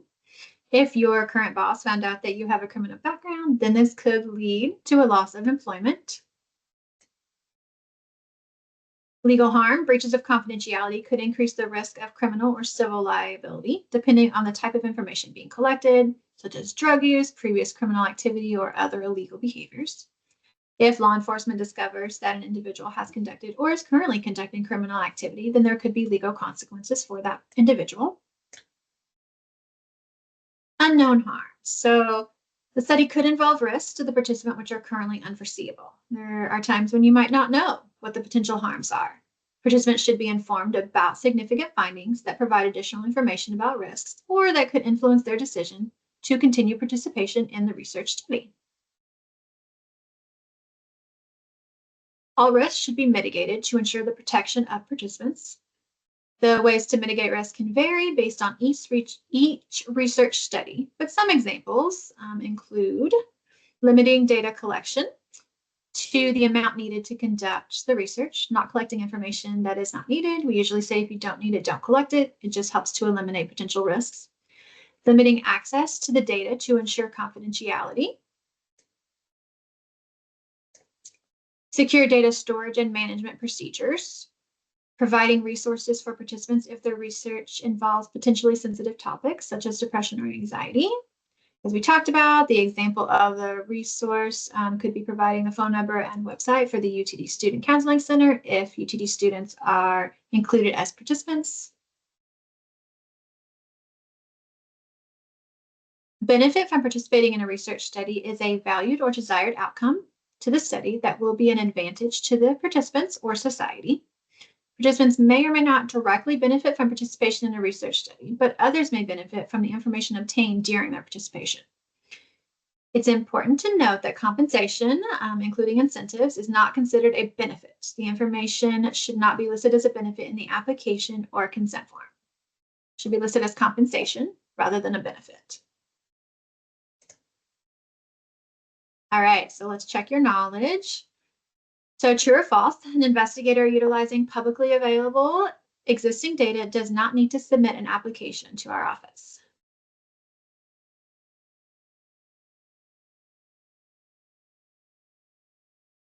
All right, yes, correct. So the correct answer is false. The analysis of existing data, including publicly available data that was collected from human subjects, requires OHSP review and approval at UTD. The research may be determined to be exempt, but this determination is made by our office rather than the investigators. Next question.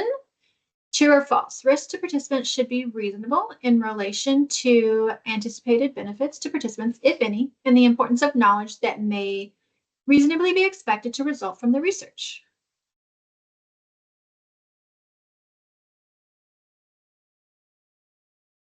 That is correct.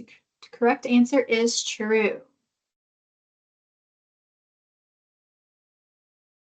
The deception and incomplete disclosure cannot be utilized in a research study if the options are non-deceptive alternatives are available, information about risks will be withheld, it introduces unnecessary risks without a plan to mitigate the risks, or all of the above. Laughing emoji is correct. It is all of the above. So if there are alternatives available, if the information about risks will be withheld, or if it introduces unnecessary risks without a plan to mitigate them, then the deception or incomplete disclosure would not be allowed. Which of the following is not true? So the options are IBCC approval must be obtained for research with biospecimens. A suicidal ideation response plan must be utilized for research involving suicidal ideation questions. Compensation is considered a benefit for participation in research, or MRI approval must be obtained for research conducted at the Sammons Brain Health Imaging Center at UTD. And that is correct. So everybody is clapping, and that is the correct answer. The option that is not true is the third one, as compensation should not be considered a benefit for participating in a research study. All right, Hannah, do we have any questions so far? We do not have any questions in the chat. All right, I'll pass it back to you then. Awesome, thank you. All righty, everyone. So we are going to be talking about data security. Okay, so there are 3 different types of data, but we will be kind of mainly focusing on confidential data and public data for OHSP purposes. So firstly, we have the confidential data, which is data that is private or confidential by law or otherwise exempt from public disclosure. That can include personal identifiable information, which is information that is used to distinguish or trace individuals' identity, either alone or when combined with other personal or identifying information that is linked or linkable to a specific individual. Then we have protected health information, also known as PHI.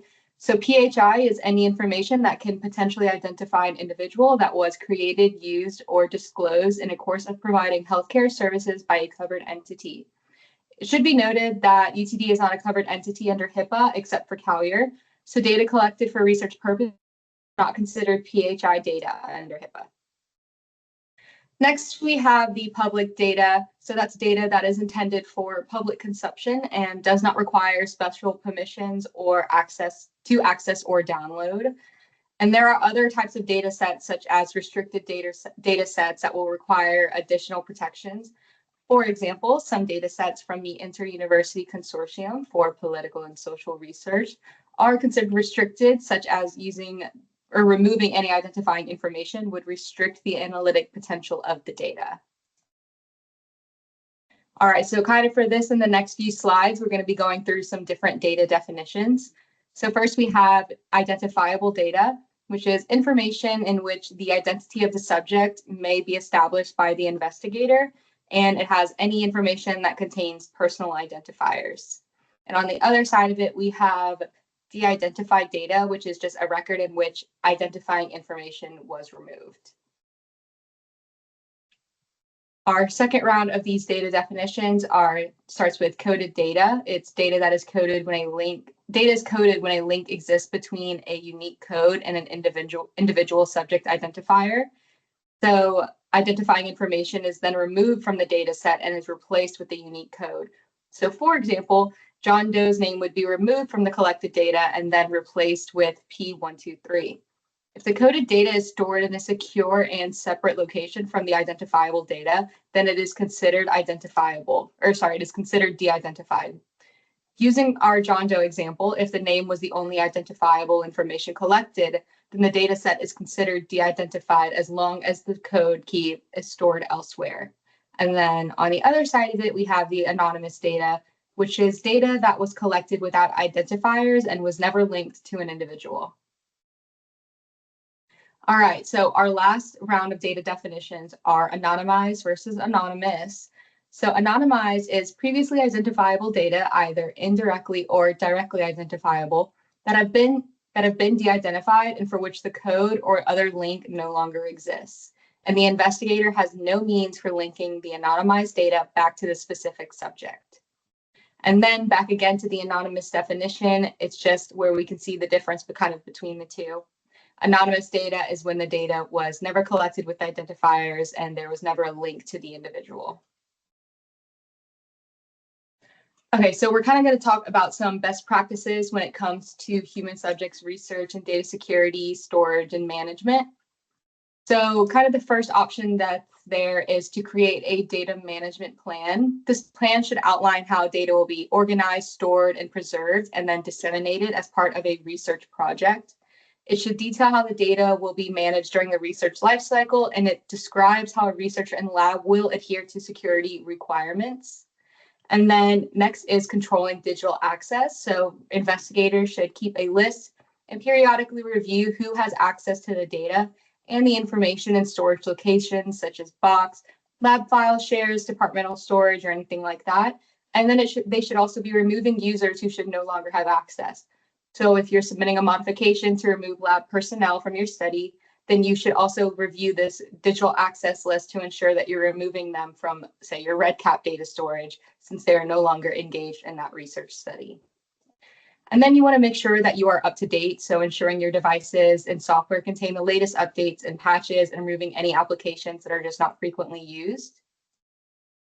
And then scrutinizing links or attachments. If it looks suspicious, it's just best to delete it or mark it as spam.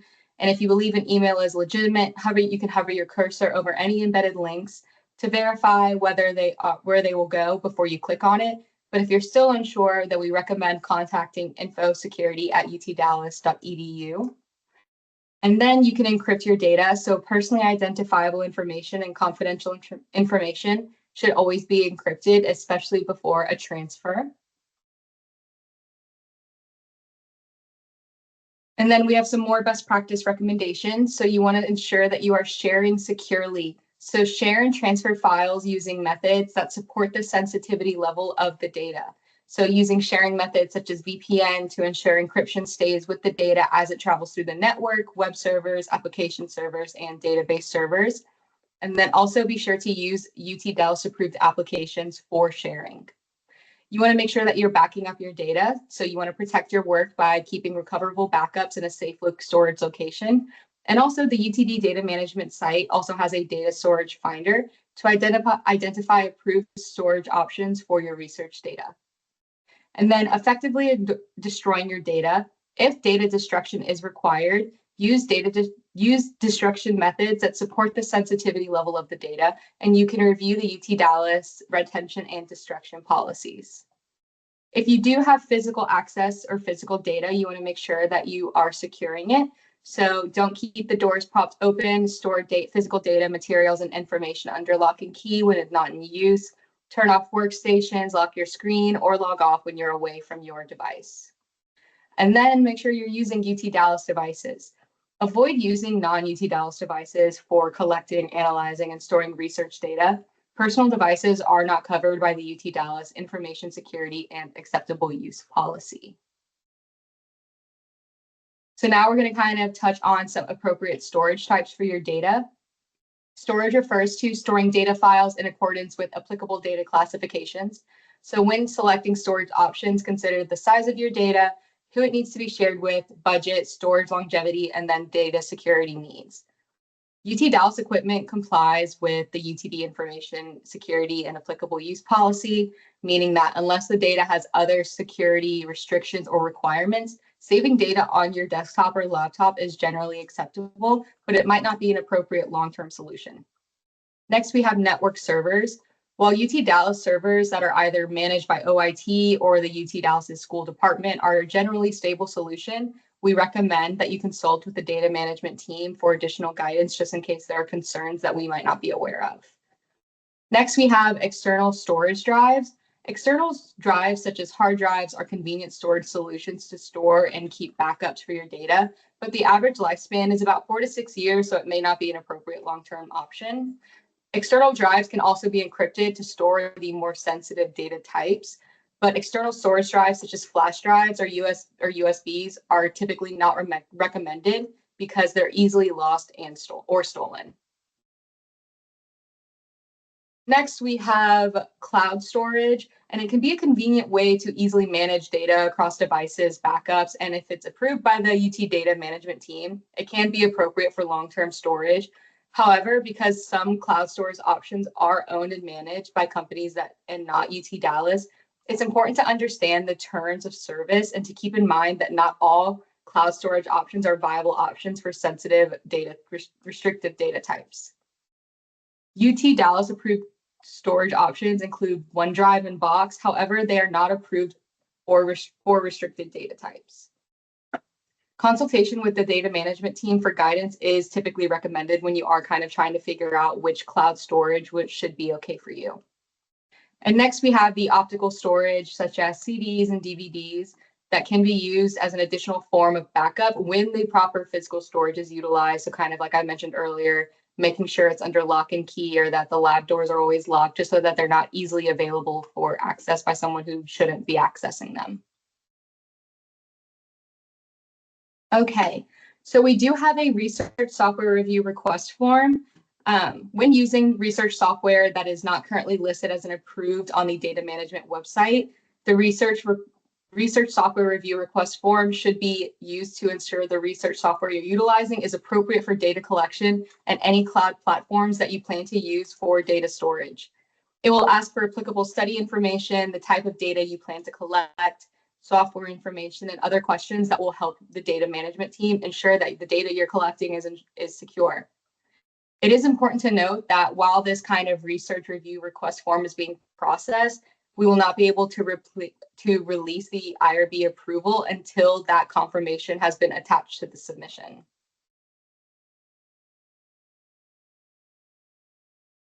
Next up, we have data retention. So after the completion of the research project, data must often be retained to comply with regulations, agreements, or policies. Typically, when there are multiple retention requirements, you must keep the records for the longest applicable period. Keep in mind that regulations don't necessarily specify when you must destroy the data, but rather the minimum amount of time that you must retain the data. Retention periods for research data may be influenced by factors such as funding agency requirements, university policies, agreements or contracts with research and industry partners. So for example, UTD's retention policy is currently 3 years, but if the funding agency requirement is 5 years, then you would need to go for the 5-year retention policy. Next, we're going to be moving on to when you need to destroy the data that you've collected. This means that when the data is destroyed, it must be irreversible with no chance of recovery. First, identifiable information should be destroyed once it is no longer needed. And then after the completion of the research or termination of a contract, some agreements require that the data be destroyed. At a minimum, the data must be destroyed according to UTD's information security standards. Now we're going to be moving on to REDCap. The Research Electronic Data Capture, aka REDCap, is a secure web application used to collect research data, create robust surveys and forms, and manage online databases. REDCap can store personally identifiable information such as name, date of birth, or contact information, and it can collect or store previously collected data by a UTD PI, whether it's identifiable or de-identified, and secondary data that was collected via another database.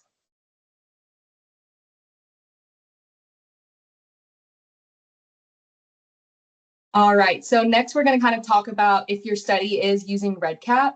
So when you're working on a survey in REDCap and it will only be in the develop mode for testing purposes, Here you are able to test the essential components by creating test records and entering example data to ensure that the data collection instruments look and behave as they're supposed to, especially with branching logic and calculations. This is the time to just make sure everything that you've worked really hard on in REDCap is actually working the way it is.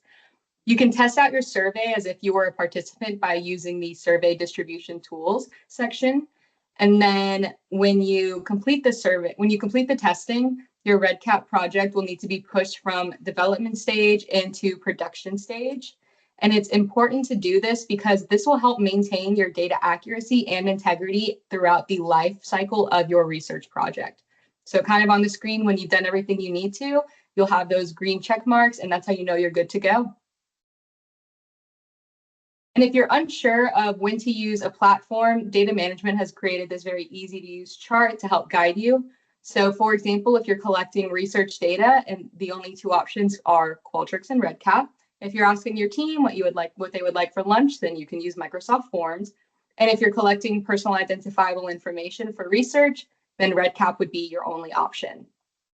If you plan to use REDCap and your study is an FDA regulated study and requires FDA Part 11 compliance, please contact the REDCap team listed on the next slide, as it will require a different REDCap version known as REDCap LTS.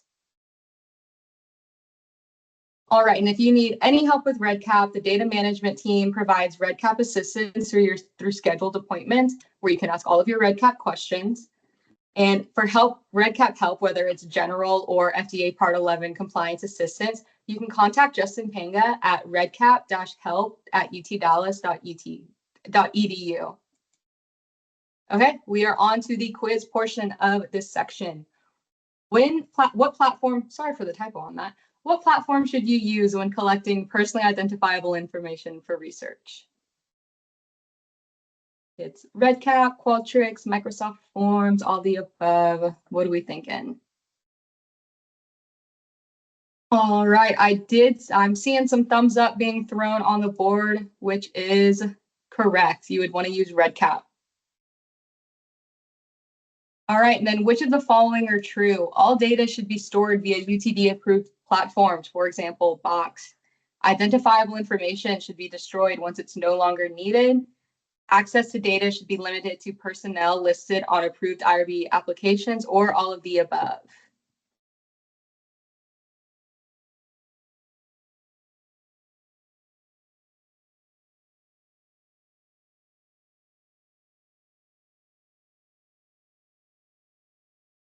All right, I did see a face or two thrown out, which would be correct. It's all of the above.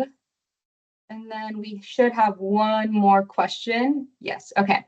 So true or false, I should collect official study data from participants while my REDCap survey is still in development mode. True or false?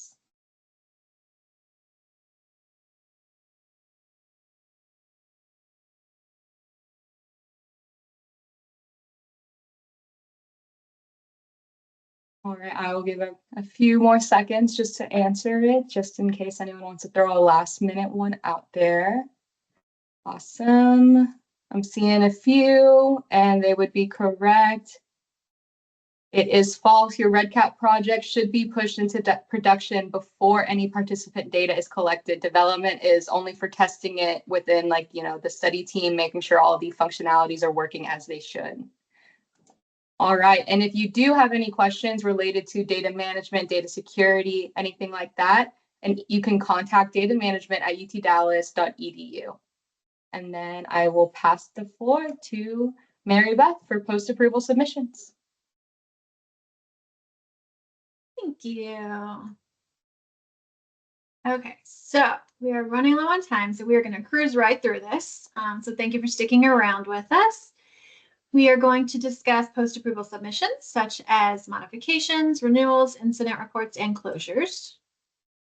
So let's start with modifications. All changes to a research study must be reviewed and approved prior to implementing the changes, except when necessary to eliminate immediate hazards to participants. The changes must be outlined in sufficient detail and should include a justification regarding why the changes are needed. For example, if you're requesting to add questions to your survey, the modification should indicate why the questions are needed and how they are related to the research. If the changes affect any of the study materials, such as recruitment, scripts, or consent forms, the updated documents should be attached to the application, replacing the previously approved versions. All study materials attached to the application should be clean versions without track changes or comments. Modifications should be submitted when any changes are needed, including the following examples. If personnel are being added or removed from the study, this would include the addition or removal of collaborators from other institutions as well. If the study site is being updated or if additional sites are being added or removed. Changes to recruitment could include updating the recruitment methods and/or the materials. For consent, this could include changes to the consent process, like where the consent will be conducted, or the consent form, such as updating the PI's contact information or adding additional details to ensure participants can really understand what they're being asked to do. If the procedures and/or study measures will be updated, then this would require a modification. Updates to the procedures could include adding an additional survey or switching from one memory task to another. If the funding is changing, being added or removed, then this should be updated in the application and then all relevant study materials. Changes to data security or management procedures could include updating the platform used to collect or store data, such as switching from Qualtrics to REDCap to conduct a survey.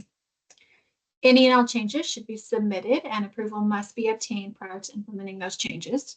If you're unsure if a modification would be required, we typically recommend submitting it because they are almost always required if anything is changing. And this ensures that you obtain approval to remain in compliance with the current research.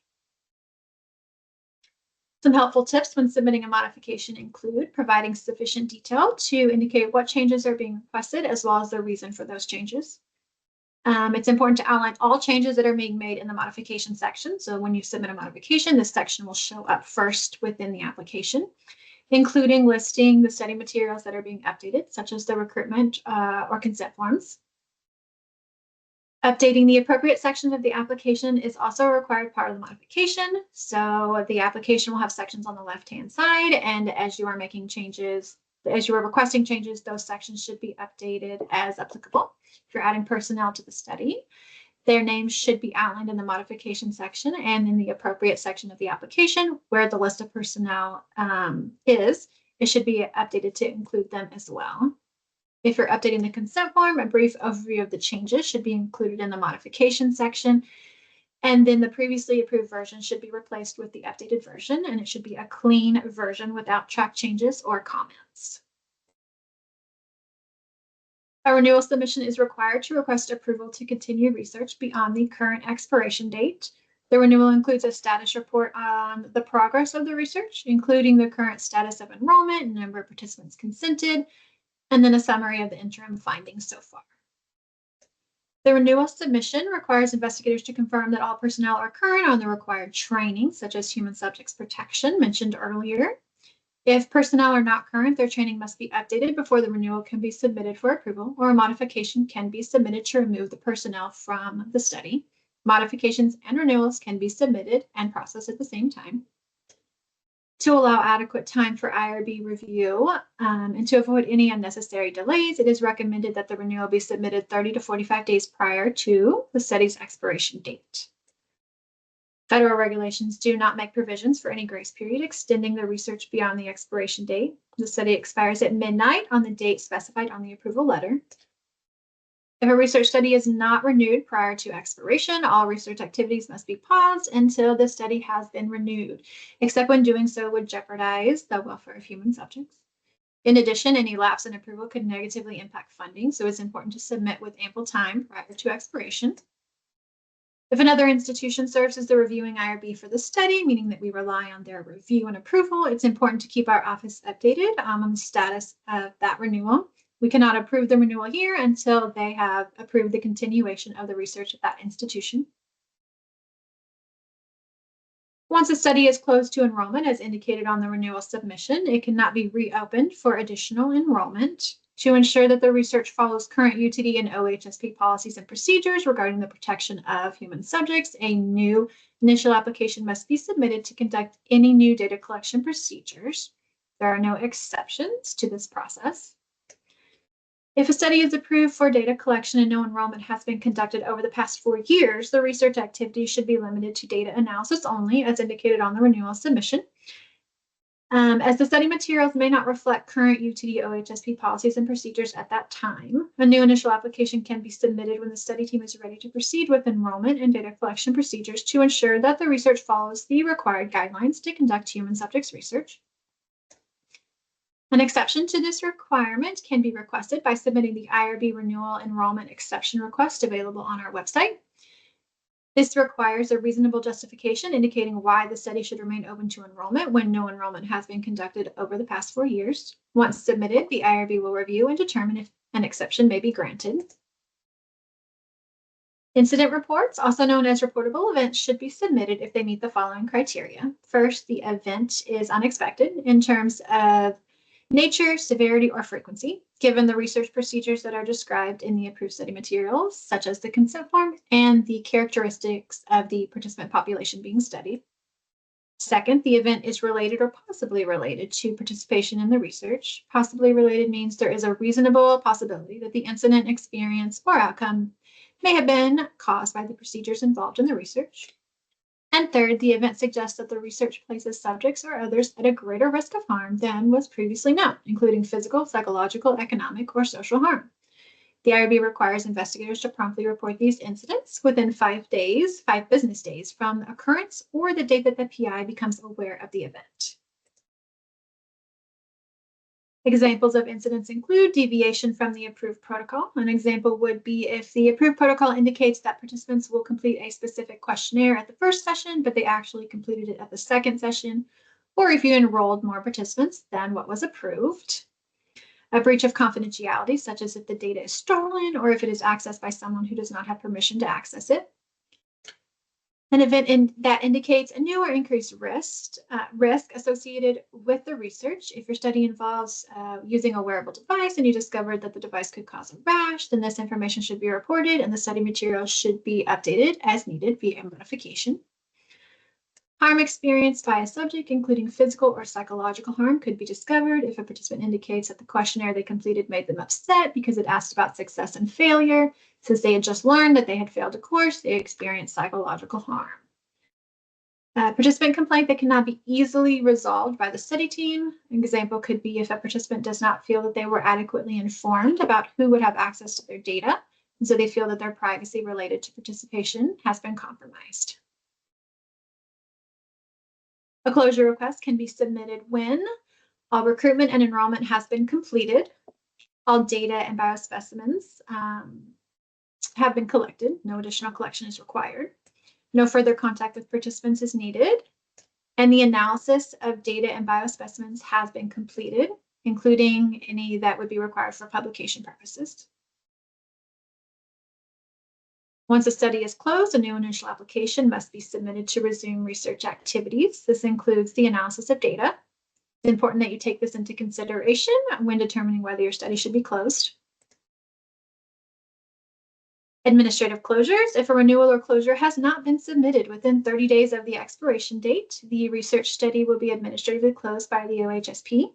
CAIU sends notifications prior to expiration, so it's important to keep an eye out for these emails to ensure that the study is not administratively closed. As with the closures, once a study is closed, a new initial application must be submitted to resume research activities, including data analysis. So as Hannah mentioned, the application template was just recently updated, and it is frequently updated to best capture information needed to ensure compliance with changes in federal and state requirements and UTD OHSP policies and procedures. To confirm that studies submitted for approval utilize the most current application template, all unapproved studies that have been inactive for 6 months or longer will be administratively withdrawn or closed, and a new initial application must be submitted for review and approval to ensure the protection of participants in research studies. This includes all studies that have not been submitted to the OHSP within 6 months of initiation, unsubmitted status, or within 6 months of submission, reopened status. Studies that are administratively withdrawn remain in CAIUS as archive studies and can be accessed by the investigators as needed.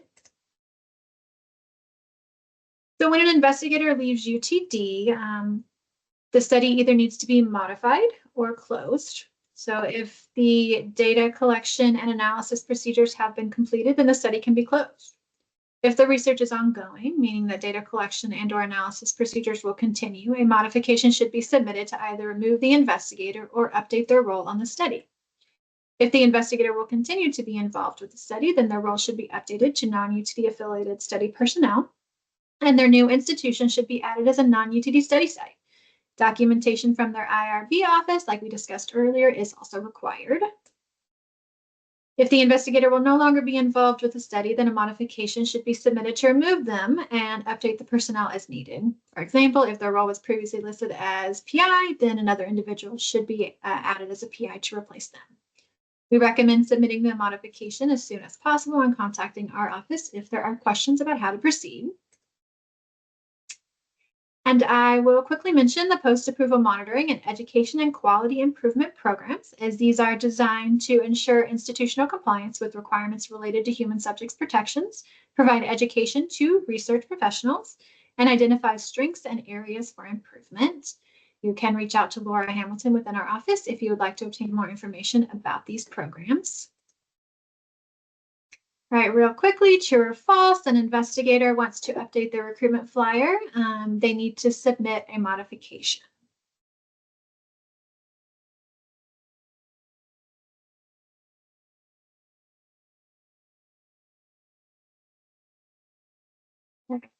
Yes, true. All changes should be submitted and approved prior to implementing the changes. True or false, the modification and renewal can be submitted at the same time.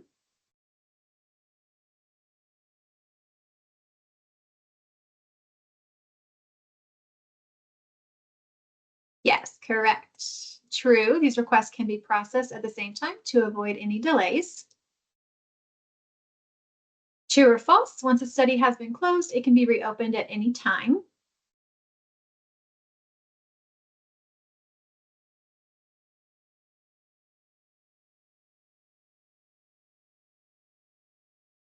Correct. False. Once a study is closed, a new initial application must be submitted to continue the research activities, including the analysis of data. I believe this is the last one. So what are the investigator's responsibilities once IRB approval has been obtained? Complete post-approval submissions as needed, ensure compliance with UTD IRB requirements, submit a closure request once all data collection and analysis has been completed, or all of the above.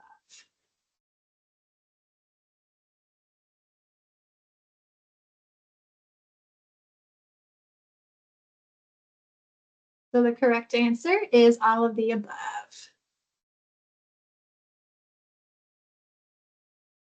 All right, so since we are past time, I think we will go ahead and do our closing remarks, and then we will stick around if anybody has questions. All right. Sorry for running over y'all. So if anyone does, like Mary Beth said, if anyone has any questions, feel free to stick around. But we just kind of wanted to do our last announcements.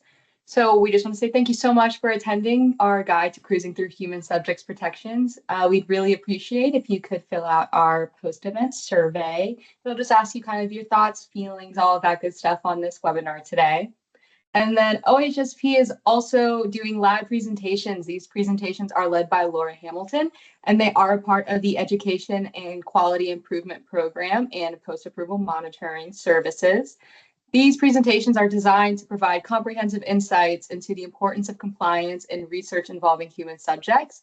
And you can use the QR code above to request a presentation for your lab, or you can email hsp@utdallas.edu and we will route you to her so that y'all can get that set up. And then lastly, we are accepting Hive Award nominations. The Hive Award is an opportunity to showcase UTD students and staff who exhibit positive habits, ideals, and values and ethics in human subjects research. So nominations for spring 2025 semester are due March 1st, and you can use the QR code to submit that. And in the chat, we will be sharing the travel guide that includes a bunch of helpful links that we reference in today's discussion. So again, thank you so much for attending, and I hope that you'll have a great rest of your day. If you have any questions, we'll be sticking around to answer those.